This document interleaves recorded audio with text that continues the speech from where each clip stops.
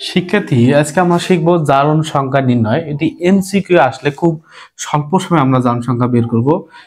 K2Cr2O7 potassium ডাইক্রোমেটে ক্রোমিয়ামের জারণ সংখ্যা কত বের করো। শিক্ষার্থী দেখো, আমরা জানি পটাশিয়ামের জারণ সংখ্যা হচ্ছে +1।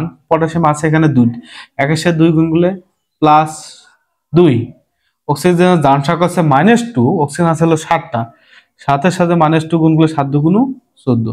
শিক্ষার্থী, আমরা পুরো যৌগের মানটা অর্থাৎ ক্যালকুলেশনটা আমরা 0 করব, অর্থাৎ আমাদের একদিকে রয়েছে -14, অপর দিকে আছে +2, তাহলে +14 করতে গেলে প্রয়োজন আমাদের +12।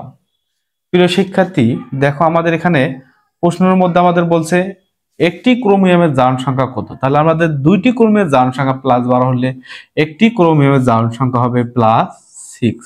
আমি যদি এইভাবে H2SO4 সালফিউরিক অ্যাসিডে সালফারের জারণ সংখ্যা বের করি, তাহলে হাইড্রোজেনের জারণ সংখ্যা +1, হাইড্রোজেন আছে 2টা, একের সাথে 2 গুণ করলে হবে +2। অক্সিজেনের জারণ সংখ্যা হচ্ছে -2, অক্সিজেন আছে 4টা, 4 2 8 -8। শিক্ষার্থী, তাহলে একদিকে -8 আছে, আরেকদিকে +8 বানাইতে গেলে আমাদের এখানে প্রয়োজন হলো +6। দেখো, মাত্র কয়েক সেকেন্ডে আমরা সালফার জারণ সংখ্যা বের করি।